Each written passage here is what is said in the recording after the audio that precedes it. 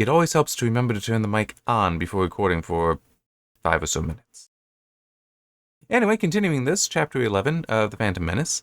And one funny thing about that is true, I just lost that time, but I was hoping to keep this short. Maybe that little bit of practice, not that I was paying close enough attention to it, will help. So, Chapter 11, that is based the next day on Tatooine, so that's arranging with Watto for Anakin to do the pod racing, figuring out who's paying what, and how Qui-Gon will win anything, what he will get out of it. Maul is on the planet searching, and also we have the Metachlorian test, and I will be talking about all these things. First up is we have an opportunity, again, for Qui-Gon to continue to have his suspicion about Padme being the queen, that he is suspicious that she's the queen. We could continue with that. It had been teased earlier and then forgotten at one opportunity, and here's another opportunity that is forgotten. Although in the movie, I think you can interpret the scene there that, no, he does know. Or at least has very strong suspicions. In the book, no, I don't. It is at best muddled. At worst, he doesn't have the idea anymore. So this is after Qui-Gon has spoken with Watto and they've arranged things for the pod race. Are you sure about this? She, Padme, asked, doubt mirrored clearly in her brown eyes. Trusting our fate to a boy we hardly know, she wrinkled her smooth brow. The queen would not approve. Qui-Gon met her gaze squarely. The queen does not need to know. Her eyes blazed defiantly. Well, I don't approve. Okay. If we just left it there, this is actually, and go with the assumption that he does know, which is a reasonable, at least that he has his suspicions as set up earlier. Then what he's basically doing here is he's educating her. He's passing some wisdom down to her that maybe she doesn't have yet. That, yeah, the queen might not approve, but sometimes you have to do it anyway. That, leadership can be messy. Sorry, queen. That is kind of how it goes. And he is old enough, he has the experience enough, and he is a warrior. He's not a politician. He's a warrior. Jedis are that. So it is yes, sometimes you have to do the messy stuff. So he can be imparting that there. But instead we get this next line. He gave her a questioning look, then turned away wordlessly. What is this questioning look for? I mean, it would seem to be in response to, well, I don't approve. Which you would question if you were like, well, why should I care if you approve or not? But it's like, if he suspects she's the queen, then he's not questioning. He knows exactly what she's saying there. That, no, the queen does know and does not approve. But she's keeping up the pretense that she is not the queen. And he, as I just said, could be I don't care. This needs to be done anyway. This is part of it. You're learning. Take advantage of that. You take advantage of the fact that I'm not supposed to know who you are. No one around us is supposed to know who you are. And you're learning. Take advantage of it. But instead it's a questioning look as though, oh, well, I mean, I don't know who you are. I'm saying, you could have had a different thing. And when I first did the recording, forgetting to have the mic on, if he had a certainty to his countenance, to his face, that would be more appropriate there. Was like, no, he is certain. Even trying to impart onto her, this is what must be done. And completely ignoring her saying that she doesn't approve. That's no. This is what must be done to achieve the end we need to achieve. That would be far more appropriate. It makes sense regardless of if she's a queen or not, and it allows the suspicion of her being the queen to survive. This dampens it, and it's why did you set it up then? Okay. The second part, it's actually on the next page. The whole how is... Oh yeah, no, I guess that conversation is before he goes in and talks to Watto. Regardless. He goes in and talks to Watto. Is gonna enter in the pod race. And say, alright, well, how are you gonna pay for it? Not for public credits. Again, there's no reason Tatooine wouldn't be able to exchange that, but anyway. And the whole, my ship will be the entry fee. The Jedi advised bluntly. Okay, this scene is very much out of the movie, which is disappointing because in the book, it's absolutely unnecessary. It might also be unnecessary in the movie. I'll have to watch it again to find out. He reached beneath his poncho and brought out a tiny hollow projector. Clicking it on, projected a Hologram of the Queen's transport into the air in front of Watto. Not bad, not bad. The winkled blue proboscis bobbed, meaning his nose. A Nubian. It's in good order except for the parts we need. And I'm not sure if I could find it. But, he already knew that. Watto already knew. Okay, it would be after this. Sorry, before this. Alright. I actually was very close to it. Nope, a little bit earlier, I think. Yeah. I need parts for a J-Type 327 Nubian. He literally told Watto the day before the model of the ship. It's like, oh, it's a Nubian. Good. You knew that. We didn't need to show you a damn thing. And also, why does he have that? Well, I was like, he's supposed to be a farmer, and he just walks around with a holoprojector of his ship, which, by the way, is a fancy ship, worthy of being in Queen's transport. But it's like, he's just walking around with that in his pocket, and he pull it out. Now, what would make more sense, ignoring the whole fact that he shouldn't even be showing the thing, what would make far more sense is, hey, R2, you're next to me this entire time. An astromech droid from the ship, confirming I own the ship and not I'm just claiming to own it. Here it is. You have a holoprojector. Show him the ship. And he holoprojects it, and we know he has a holoprojector. Basically, almost the first thing we see R2 do in the whole of Star Wars is use a holoprojector. Because, well, he's recording the image, I guess, but I mean, it's like one of the most significant things about him, the holo image. It's huge. It's the main MacGuffin at the start of A New Hope. You can use that. You don't need to be like, oh, well, he doesn't get that part until later. Why? Why would you decide that? He can have it right now, and he's projecting the ship. An image of the ship that he works on, that he's from. Makes perfect sense, and it's completely reasonable that...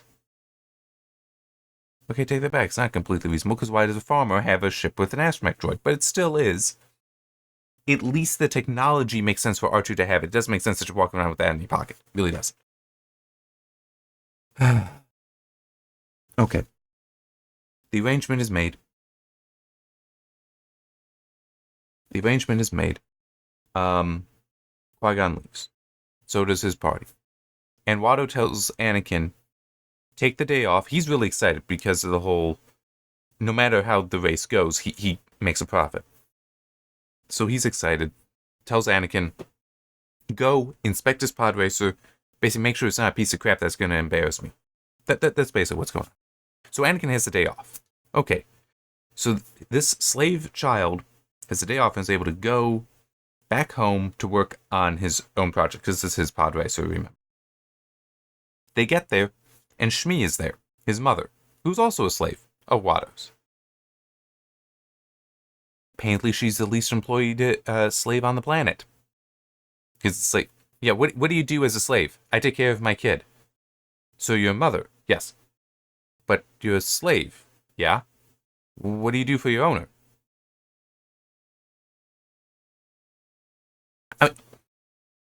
Before realizing that I forgot to turn on the mic, it is not unreasonable that, because she and he do live in the slave quarters in that area of the city, it's not unreasonable that she and other slave women, slave mothers, could be there to be mothers to the children who aren't useful yet. I mean, even Anakin, if not for his ability to work with technology, it's reasonable he wouldn't really be doing much for Watto. But he is valuable there, so he is doing stuff. Or even just, he does still need to be taken care of. He is a child, and there would be other children potentially as well. I mean, it does mention he's got his friends, but some of them are not indicated to be slaves. And that also reminds me of one other thing. I didn't put in my notes. Let me see if I can find it. It's near here. Yeah. When listing off the kids who came, the older boys were Kitster and Seek, the younger girl was Amy, and the Rodian was Wald. It didn't really identify that there was a Rodian there, but it's also Rodian. Wald has already been introduced in Chapter 2. You could have just said that Wald was there. We don't need to say he's the Rodian. Or say, and the Rodian was Wald. It's like, No, and Vald was there. It's like, we already know who he is. It's also irrelevant that he's a Rodian at this point. He's just one of Anakin's friends. You just say, and Wald was there too. Anyhow,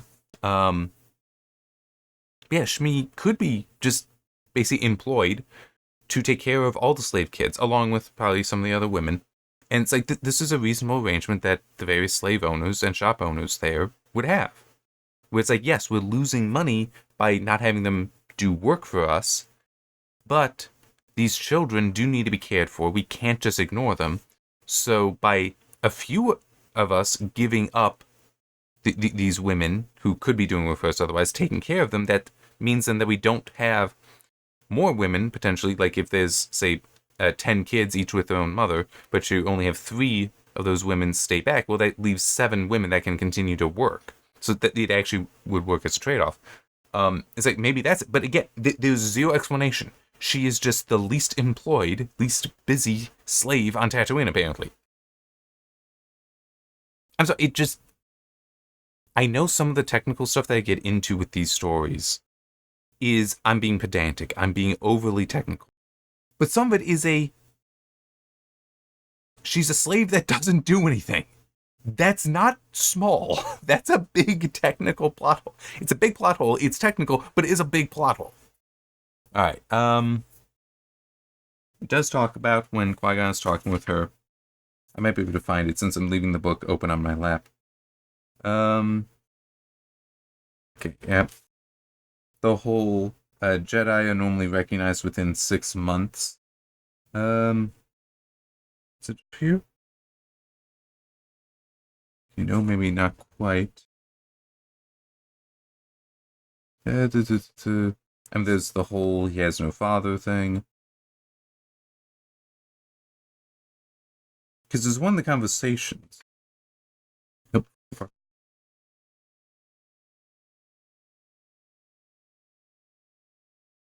It had to have been then. Well, in any case, you still have the whole... oh, no, here it is. Had he been born in the Republic, we would have identified him early. So it's already mentioned... Oh, yeah. But all Jedi were identified within the first 6 months of birth and given over to their training. It was true for him, so this is an internal aside. It was true for him, for Obi-Wan, for everyone who knew or for everyone he knew or had heard about. There are no exceptions. But it's also, but all Jedi were identified within the first 6 months of birth, okay, and given over to the training. No. I'm sorry, I'm being honest. Something like that. I mean, it's especially if it's surprised. It's like, wait, my kid has the Force? Oh, that's cool. Get away. You're not taking him. It's like, fuck you. No, it's like, that's not happening. I'm saying, you're getting it. If you're going to get him, it's going to be as an orphan, because you're going to have to kill me to do that first. I mean, it's like, they're not being given over unless you are really, really pushing the Jedi is the religion of the Republic. Okay? That it is a religion, and this is more like, giving over the firstborn child to the temple kind of thing, which is a thing, right? I mean, that is a concept that religions do. I mean, it's like that is a thing, but that's not established really. But there's also the whole, and I'm getting a little far afield, but I want to come back and make sure to make this point. One aspect of the prequel trilogy is it definitely does depict the corruption and impotency. Just pretend I said that word correctly. I think I didn't, but of the Senate of the Republic. But it's also meant to show the corruption. I've heard other people say this, which makes me feel better about saying it myself, even though I've believed it since before hearing that. It is also about depicting the corruption of the Jedi. Not necessarily corrupt in the same way, but certainly not living up to the ideals, not being the paragons that they should be. I think that is absolutely true for the Jedi in this. And one example I do believe is this, that it's like, yeah, we're taking kids and then we're raising them to be soldiers. I've already talked about this, but it's like, yeah, this is not good people kind of stuff. Okay? But yeah, so I just want to make sure clear on that. Now let's try to come back to the point I was trying to make. And I kind of forgot it, but I do know what one of the next points was I wanted to make concerning this. So the kids are taken at 6 months. And a point is made about how if he had been born in the Republic, we would have identified him early, and he might have become a Jedi. He has the way, I'm not sure what I can do for him. But it's like, why do you have to be born in the Republic for this?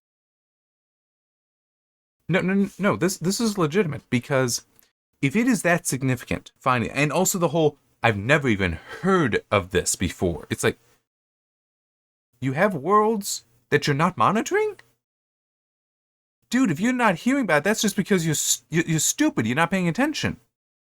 Realistically, because the Jedi, yes, they are associated with the Republic, but their interest in finding these potentials should be great enough and respected enough that they would have Jedi doing circuits in non-Republic worlds. That they would be visiting there. They would be going through, finding them. And when they do, doing what is necessary, maybe the whole giving them over. Look, I'm incredibly suspicious of that, okay? That might be Jedi propaganda. They just tell the kids, "Oh yes, your family gave them over. Oh, can I see them later?" No, why not? They've died since there was a plague on your world. Oh, I mean, I'm completely serious. I think that some of these parents would have been killed. At least if it is we're taking them, you're never seeing them again kind of thing. But there is a middle ground there where it could just be, no, we're going to train them and they will be able to return. Or even you do some of the training nearby. Not on Coruscant, but in other places, which if you were having Jedi run circuits, they would have a base potentially out there. You bring them there. And they return every now and then. So the family is still involved. You do that would help a lot. But in any case, it still is. You'd have circuits. Because this is supposed to matter. And it's enough of an independent interest for the Jedi compared to their whole being warriors for the light and the Republic. It's enough independent from that their presence on these other worlds shouldn't be upsetting that world's order. Right? Like the Hutts don't necessarily have a reason to object to the Jedi being present if all they're doing there is to find additional Jedi. In fact, some of the Hutts would probably take advantage of that because it may allow them to have arrangements with those Jedi because they are fallible, but also potentially if the Jedi, the potentials grow up to be Jedi or grow up and fail to be Jedi but still gain some knowledge, they'd probably come back home where the Hutts can control them. So it's like, you would allow this. This would be happening, but it's like, no, that's not happening. It's like, it would have to be. It would have to be. What's the next point? Okay, So, and this is, every time I saw it in the movie, my interpretation of it, when Qui-Gon is handing to Anakin what he needs to power up the pod racer for the first time, I always interpreted that as, this is something he brought from the ship. It's a supply there, maybe he meant for trade, or maybe it's just useful for other things. No, he stole it from Watto. He stole a power pack from Watto. And when Anakin looks at it, he knows it's Watto's, and he also knows the value of this. So he stole something actually significant from Watto. Now, I'm willing to ignore the whole how the hell did he do this. What I'm not ignoring is how did he know what to get him? He's not seen the pod before. He doesn't know what it uses. And there would have to be a bunch of different power packs. I mean, it's like, what if he grabbed the AA and the pod racer needs a AAA? What about the other way around? What if you grabbed a 9-volt and it takes a D cell? This is getting pedantic, I will grant, but it's like you already have him doing something not very Jedi by stealing it. But it's also the whole, how did he get the right one? Whereas if it was, it did in fact, when leaving the ship, brought with him different power packs because he might be able to trade with them, he might be able to sell them, he might have things that would use them. And it's just like, here, will one of these work? And then you have as the internal aside that he brought these from the ship, not being unsure of their use or value, but you never know. And Anakin takes what he needs and uses it. That would be so much better. It addresses all the issues and takes as much ink on the page. But it's not what we did. Okay. Last 2 points. As I mentioned earlier, Maul's on the plane. He lifted his arm to view the control panel strapped to his forearm, picked out the settings he wished to engage, and punched in the calculations required to identify the enemy he was looking for. Jedi Knights would manifest a particularly strong presence in the Force. It took only a minute. He turned back toward his ship. Spherical probe droids floated through the hatchway one after another. When all were clear, they rocketed away toward the cities he had identified. Maul has probe droids that can pick up the Force. Maul doesn't know what they look like. He knows, in theory, should know about the ship, which that's actually what he should be looking for, is the ship. But he doesn't know what the Jedi look like. He doesn't necessarily know anything about the Queen. He certainly wouldn't know about Jar Jar. So what does it describe that he's looking for? Jedi Knights would manifest a particularly strong presence in the Force.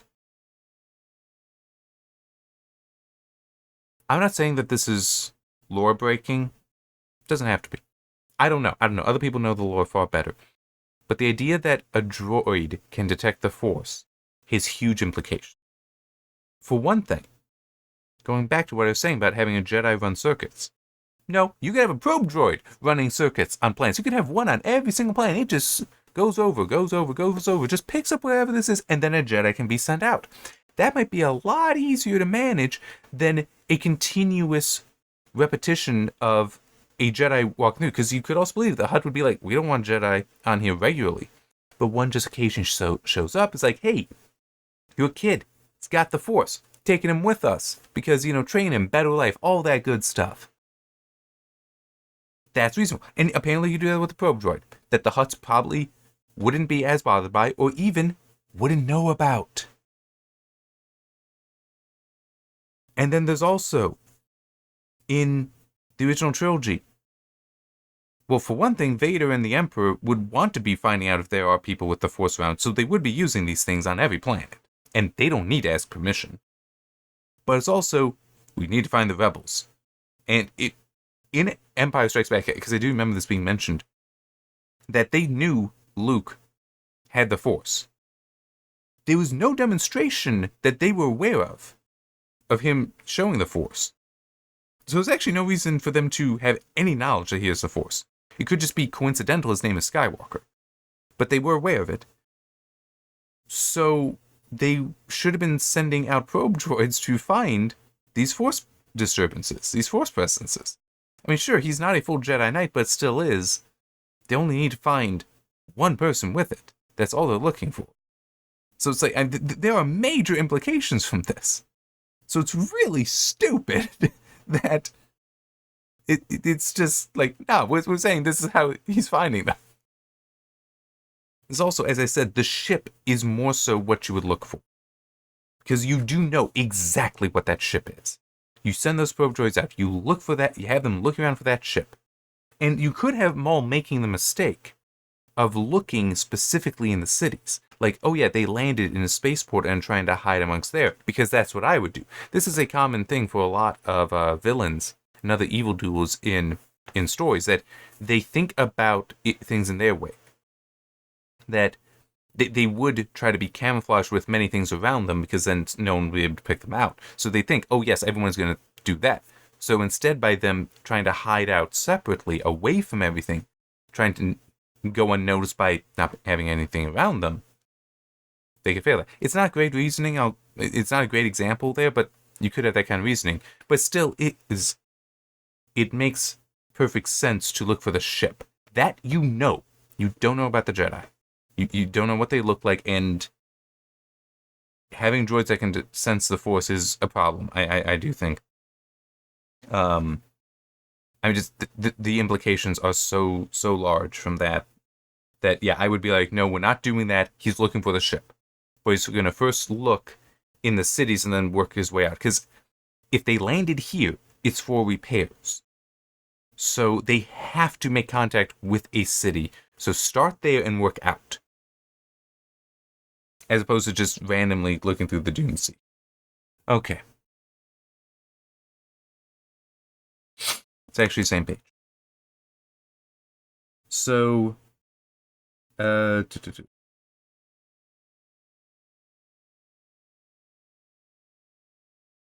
Anakin was injured while working on the pod racer and his arm is bleeding. And I do find it kind of funny. And in typical boy fashion, he hadn't even noticed it until now. My dad is not a boy anymore, and he very often would come home from work and be like, when did that happen? And sometimes we were the ones asking him, he's like, I don't know. Dry, might have happened yesterday. I mean, this isn't boy fashion. This is just anyone. And I don't even want to accept that it's only men, that this could also happen with women, where you're just busy focusing on something else and fail to notice. Alright, so Qui-Gon is doing what he can to clean it up. Qui-Gon produced a clean piece of cloth, so that's how he's like cleaning up some of the blood. That's fine. Qui-Gon produced a comlink chip and wiped a sample of Anakin's blood onto its surface. The boy leaned forward interestedly. What are you doing? The Jedi Bay looked up, checking your blood for infections. Anakin frowned. I've never seen Annie, his mother called again, more insistent this time. I'm not going to tell you again to go to bed. Go on, Qui-Gon urged, gesturing towards the doorway. You have a big day tomorrow. He tucked the cloth into his tunic. Good night. Yeah. Anakin hesitated, his eyes fixed on the Jedi Master, intense and questioning. Then he turned and darted off into his home. Qui-Gon waited a moment, making sure he was alone, then slipped the chip with the boy's blood into a relay slot in the comlink and called Obi-Wan aboard the Queen's transport. This makes no sense. This is very confused. I get the whole... He's grabbed a cloth, it's a handkerchief, to clean the blood. I get that. That makes sense. He is putting some on a chip, he's putting some on there so we can plug it into the comlink. I get that. But why is it that you think Anakin is like, why are you doing that? I don't know why you're doing that. Oh, okay. Go ahead, go leave. It's like, this is the thing that's interesting, not this. But this is what he's hiding away. I mean, it would be different if because it's not even clear it's a blood sample from the cloth. But if it were like yes, that's how he's doing it. Or even just he does it in such a way Anakin doesn't even see. But it's like, nah, it makes sense. Yeah, I'm checking in for infection, so don't worry about that. And he can discard this. And it's like, but this is still the thing that's holding his interest. It's the chip. It's not the cloth. So why are we talking about him putting away the cloth? That's irrelevant to this. He's fascinated by the chip. You need to explain that. And it's also the whole putting it on there. To check it for infection, wait a moment, and making sure he was alone, then slipped the chip with the boy's blood sample into a relay slot in the comlink.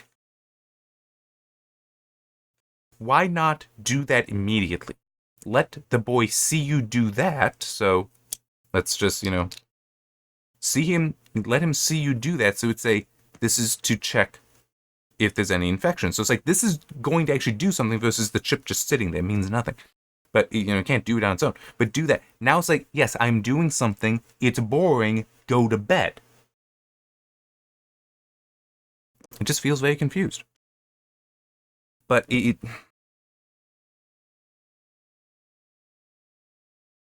fragile and flimsy thread. Yet again, it is a fragile and flimsy thread.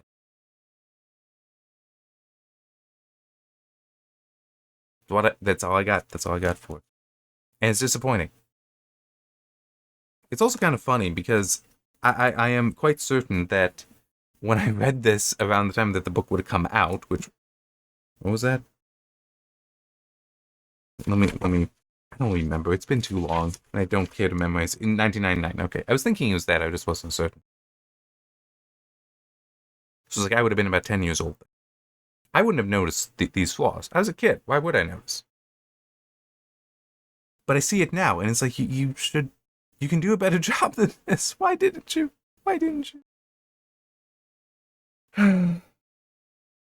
We'll see how Attack of the Clones and Revenge of the Sith go, but I do not have high hopes of this improving. Yeah. I mean, it's now I'm just thinking a little bit. Return of the Jedi ended great. Those final 3 chapters. I was concerned with the start of it, though. I mean, I had less concerns than this, because there were points in the beginning of that were bad. Like the whole, a point being made that Jabba speaks in Huttese. It's a point of honor for him. It's the only kind of honor he has. But then he starts talking in different language with the disguised Leia. It's like, this is like pages later. And you can't keep that consistent. It's like, that's a problem. That's bad.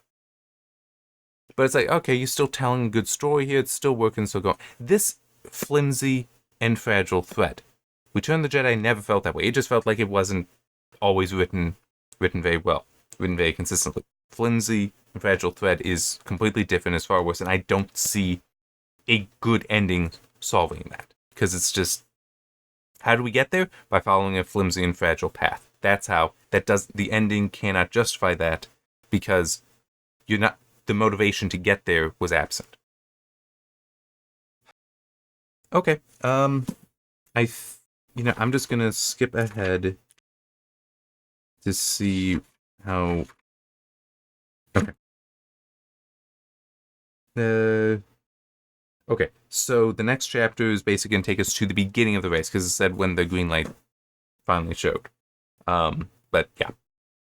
So we'll see you then for that. It's gonna be a while before we get back to the ship, I think, and can see, because as I said in the previous video, I only skimmed. I couldn't find anything explaining how Maul knew to come to Tatooine. I doubt it would be explained in the next chapter or the chapter that. I think we'd have to get back to the ship, but we'll see. If it's unexplained, then it's unexplained, and that is bull, and shouldn't be that way. Anyhow, see you next time.